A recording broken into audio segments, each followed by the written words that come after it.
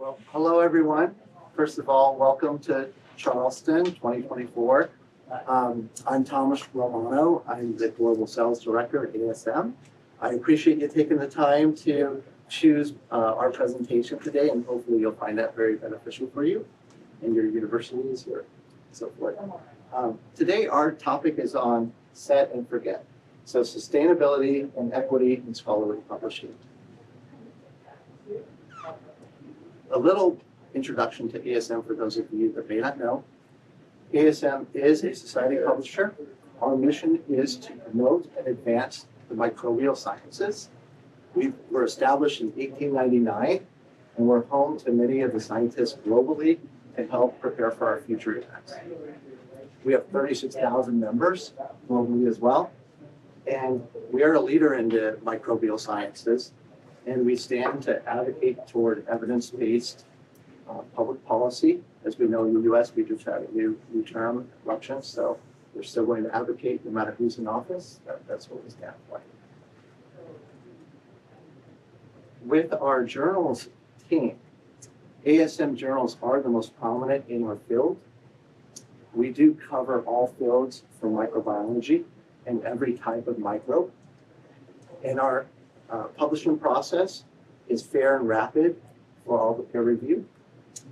And we do focus on the author's experience and our customer service. Now today, we're going to share our version of Subscribe to Open. I'll say to start, not one model is perfect for everyone, so keep that in mind. Our model has been investigated heavily to determine based on customer input and our sustainability as a society, as well as library budgets to come up with the best model possible. Starting in 2025, we will move our 6 primary research journals to the S2O model. What that means is we're going to be able to increase access for our groundbreaking and innovative research through microbiology. And we're going to help to continue to offer affordable and equitable access to our knowledge. And under the S2O model, we do rely on a sustainability target being hit. And so I'll discuss that as well.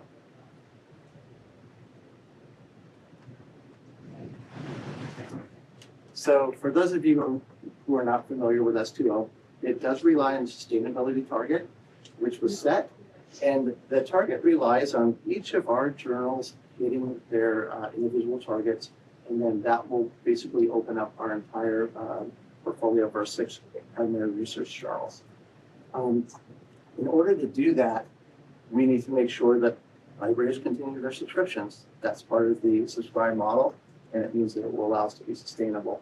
And institutions can be confident that with our subscription, their authors' research stays open, because we have what's called a open access guarantee for subscribing institutions. So regardless of us hitting our target or not, if you subscribe to content and you have an author at that university that publishes with ASM, that article will be made open, guaranteed. A little more in depth on this, because it is a little tricky and there are several versions of S2O. With our sustainability target, if it is met, that means that current year's volume of publishing activity will be made open for everyone globally. All articles from all authors are published open access. If it's not met, then the articles for those at subscribing institutions that are published with ASM will be what's made open. Regardless of it, nobody will pay an APC. Okay. And as a result, to help us with our sustainability initiative, we modeled a page charge and supplemental materials discounts to help this become a sustainable model. With a subscribing institution, they will receive 25% off the publishing costs. And if you are a member of ASM, that will be another 50%. So our pricing is available on our S2O website, but the cumulative discount is a 63% discount on publishing with ASM. Now, going into a little comparison, under our current model, when we are investigating options, we found that the current model with APCs, it does leave revenue gaps so not everybody could afford the high cost of APCs. There are also equity issues. And as we know, there is a longer journey to flip journals. Many of them remain hybrid, and the cost of hybrid journals can also go up. And we've also found that it's a complex individual negotiation with institutions, which puts a burden on ASM. It puts a burden on institutions to help support that with their administrative team. However, with S2O, we are trying to provide an equitable distribution of costs across the publishing ecosystem. That means the authors, that means the funders, that means the institutions to help come together to support the publication. All titles are open at once. An open access guarantee means that, for example, with the 6 primary research journals, if our largest one hits, then any of the revenue above that one will cascade to help support the other journals to where they can all hit their targets, to where we can get all 6 open, and we can, on January 31st, announce that they're all open for the year. Okay? And for those in procurement that deal with that, it uses the same procurement process that you're used to. All you have to do as a librarian is continue your subscription. Now, to drill in just a little more, under the current model, on the left side, when you compare our 6 primary research journals, if you were to publish in any of those right now, there's a $4,100 EPC charge. There may or may not be a supplemental fee. And there's a variable discount for members. This, in this situation with a 10-page article, we're putting that at 28% variable. So the cost to publish would be about $31.90. So moving into 2025, under the S2O model, we will no longer have the APC charge. We will still utilize the page charges, which in this example is a discounted charge based on them being a subscriber and a member, and that would be $79 a page for a total of $790. Assuming that also the discounted supplemental charges of $180. With those discounts, to publish in the same journal, it would now be $970. So a savings of $22.20 for that same article. And when you look at equity as a component, we're trying to remove barriers. So by removing the APC charges, reducing the financial barriers, especially at underfunded regions and early career students, that's helpful. And we make it transparent.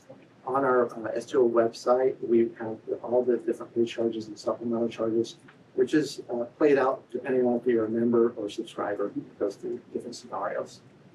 Now, for read institutions, if we hit our sustainability target, they're going to be able to read all of our content anywhere in the world.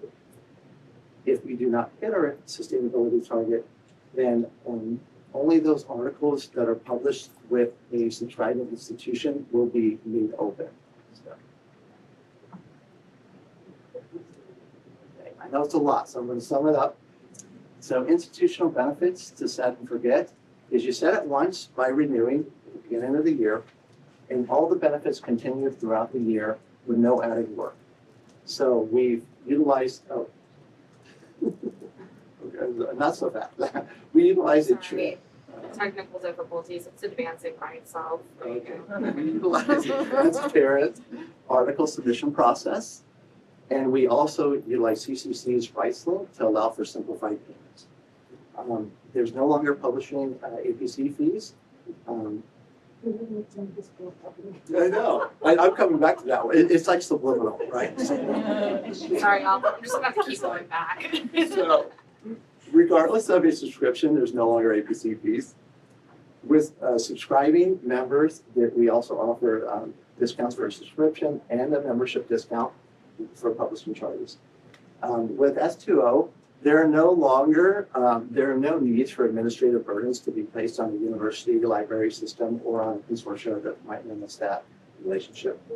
The guaranteed OA publishing is confirmed, so if you subscribe, we will offer the CPBY and it will be guaranteed. Funding compliance, we know it's a little up in the air, right? We just have a new election. But we were basing all this to prepare for the OSTP memorandum, which is supposed to kick in later in 2025. Okay? We do have a dedicated ASM support team, and we try and make publishing equitable and inclusive for all. So now we can get to this slide. It's exciting. Now this is the best, right? Because I can stand up here and tell you all day how great S2O is, but it's great to hear what our actual community is saying. And we were able to utilize this quote from Danica Lewis, who has renewed. She's a collections and research librarian of life sciences at NC State. And she just said, you know, we're incredibly excited about ASM's S2O model. It's easy to communicate to faculty. It gives us an easy way to defend our subscription, which is important. And it's equitable towards authors from smaller institutions. And major kudos to you and everyone at ASM for putting it together. So I think that was the greatest compliment. And for those of you who are interested, you can scan the QR. We have our S2O website. We have a FAQ section. And if you're not familiar with S2O, there's a community of practice that you can join. It's free, and you can join. And we have monthly calls where it's a combination of institutions and publishers and consortium groups, everyone coming together to share their concerns and their success stories. Maybe they have some failures along the way too, but everything they're doing is helping us to build a better community. You want to just leave? Or we want to give them some time for that. Now feel free to scan if you guys have any questions. Now's the time. So I think that one right here. Oh, perfect. Just a couple of questions. First of all, just double checking here, CC BY license, authors would, their articles would be published CC BY only, right? Or CC BY plus the other, CC BY. okay, fabulous, that's great. Yep. And like, what does that workflow look like? Like, what is it that you know that this is all going to kick in? Meaning, like the articles submitted or accepted for publication, can you describe a little bit the workflow? Yeah, so, we determine whether an article is applicable. Sir, could you speak Yeah, do you want to stand up? Yeah. David, come on up here. Take my spot. This is Take my David Haber. He I'm actually, also a load talker, so sorry. David Haber, he helped to design our workflow, so good So- question to ask. From a practical standpoint, the way this works is, articles are subject to the S2O deal, based on issue publication. So, right now, we determine that around October 28th, anything accepted by that point will be subject to this. And the way we confirm it is we're double checking affiliation data in the published output or soon to be published output using Ringgold IDs and stuff. And that automatically determines whether someone's going to either get the OA discount and also the discount on publication charges. So, does that make sense? I have another question if I may. Yes. Just, I mean, personally, I'm going to applaud you for taking the step. I think that's Thank you. fantastic. I'm just gonna push on it for the sake of argument a little bit. So it's the library subscription now is supporting open access, and that's wonderful. Can you tell me about the subscription fees previously? How were they articulated? Meaning, what I'm trying to, we talk about equity and we want to talk about fair share. The subscription fees themselves that you're starting from, are they already public and so we all know, you know, what everyone is paying and how fair that is on a global perspective or among institutions that might be, Exactly. yeah. Well, we don't have published like everybody's individual subscription renewal. That's like proprietary information. But what we do, and for 2025, I should point out that whatever the subscriber paid in 2024, that renewal is flat for 2025. Mhm. So they won't be a cent more for 2025. Okay. Now, another part of your question was that subscription currently, it did not really go towards supporting their publishing, right? Because there wasn't a subscription discount associated with that.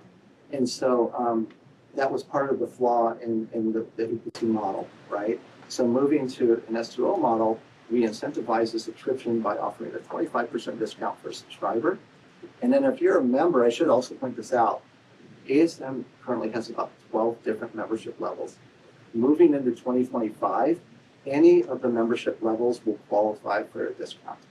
So that was also a big thing. So when you work through the workflow system, an author can indicate, yes, I'm also a member, that will trigger that discount through the process. Good question. Thank you. Any other questions? Yes. You might have covered it, it's possible I missed this, but for the cover page and for pay charges and supplemental charges, are there waivers offered for institutions or individuals that are underfunded? Yeah. Yes. Right, David, there's waivers. Yes, there's waivers, we waive research for life companies automatically. Oh, wonderful. Group A and Group B at a certain rate, 75%, and then also, authors paying their underfunded community classes. Generally will analyze the content what's going on Mhm. and determine from one basis, what level of waiver.